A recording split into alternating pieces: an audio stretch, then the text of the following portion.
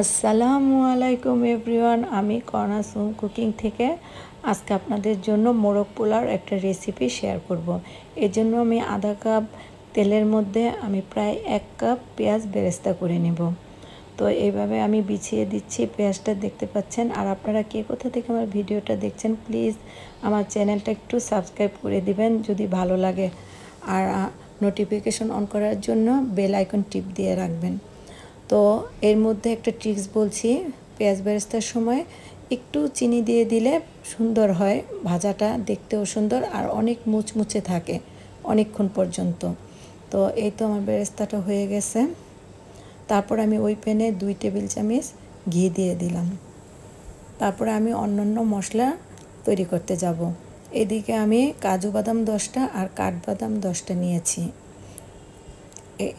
আর এদিকে আমি 1 মুঠো পেঁয়াজ কুচি দেখতে পাচ্ছেন, 1 মুঠো পেঁয়াজ কুচি নিলাম আর 3-4টা কাঁচামরিচ নিয়েছি। আর রাঁধুনির গুঁড়া মশলা যেটা রোস্টের, সেটা থেকে আমি 1 টেবিল চামচের মতো এখানে ছিল, 1 টেবিল চামচ উঁচু করা মশলাটা আমি দিয়ে দিলাম। দিয়ে তারপরে এখানে আমি একটু পানি দিয়ে ব্লেন্ড করে নিব। সুন্দর মসৃণ করে আমি ব্লেন্ড করে নিচ্ছি। তারপরে আমি সবসময় ভুলে যাই বেরেস্তাটা দিতে, তো সমস্যা নেই, আবার নামিয়ে আবার বেরেস্তা দিয়ে আমি সুন্দর মতো পেস্ট করে নিলাম। এই তো কত সুন্দর হয়েছে এই মশলাটা। তারপরে এইদিকে আমি একটু ফুড কালার দিয়ে দিচ্ছি। 300 গ্রামের একটা দেশি মুরগি নিয়েছি, তো এখানে একটু লবণ দিয়ে আর ফুড কালার দিয়ে আমি এটা একটু সময় নিয়ে মেখে রেখে দিব।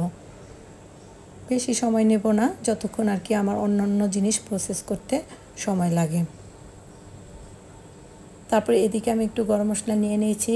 আমি এই তো দেখছেন শাহি জিরা নিয়েছি আধা চা চামচ, একটা তেজপাতা নিয়েছি, এলাচ নিয়েছি 3-4টা, একটু দারুচিনি নিয়েছি আর 10-15টা গোলমরিচ নিয়েছি, সাদা গোলমরিচ।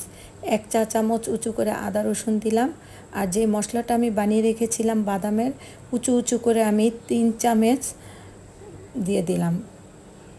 আর এদিকে 1 টেবিল চামচ টক দই দিয়ে দিলাম। তো এই জন্য নাড়াচাড়া দিচ্ছি আর স্বাদ মতো লবণ দিলাম। লবণটা অবশ্য পরে দেখে দিব। আর ধনিয়ার গুঁড়া দিলাম 1 চা চামচ, আর রং আসার জন্য আমি একদম সামান্য আধা চা চামচ মরিচের গুঁড়া দিলাম।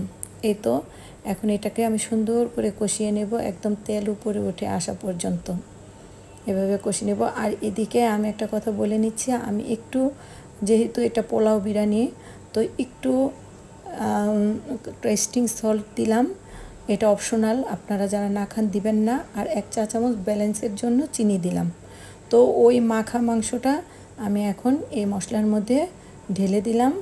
আর এটা এখন আমি অনবরত কষিয়ে নেব, একটু একটু করে ঝোল দিব আর কষিয়ে নেব, একটু একটু করে পানি দিয়ে দিয়ে এভাবে আমি সুন্দর করে কষিয়ে নিচ্ছি। তারপরে 1 কাপ দুধ দিব আর এই বাটিটা ধুয়ে আর একটু পানি দিব। এইটুক দিয়েই আমার এটা সুন্দর করে রান্না হয়ে যাবে। এই তো দেখছেন বলক এসেছে, তো আমি বারবার নেড়ে দিচ্ছি। এই তো তারপরে এই যে রান্নাটা আমার হয়ে গেছে, তো এর জন্য আমি মুরগিটা তুলে নিচ্ছি। মুরগিটা আমি ভালো মতো তুলে নিয়ে এখানে আধা কেজি পোলার চাল ধুয়ে রেখে দিয়েছিলাম, ওইটা আমি সুন্দর করে ওই মশলার ভুনে নিচ্ছি। তারপর আমি এই মগের 2.5 মগ পানি দিব এখানে। তো 2.5 মগ পানি দেওয়ার পর আমি সুন্দর মতো ভাপে যেভাবে রেখে দিব। তো আমার এটা অলমোস্ট ফুটে এসেছে, চালটা হয়ে গেছে। তো এখানে আমি মাংসটা ঢেলে দিব। আর এদিকে আমি 3টা ডিম সিদ্ধ করে রেখেছিলাম, ওই ডিম 3টাও আমি দিয়ে দিব। এই তো একটু মিশিয়ে দিচ্ছি সুন্দর মতো, দেখতে পাচ্ছেন আমার এটা কুক হয়ে গেছে।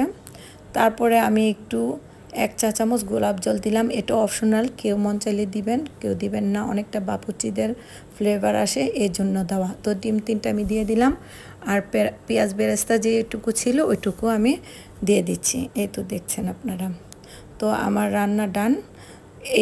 এরপর একটু ডেকোরেশন করলাম, এই তো দেখছেন। তো হয়ে গেল, সবাই ভালো থাকবেন, আমার জন্য দোয়া করবেন। আল্লাহ হাফেজ।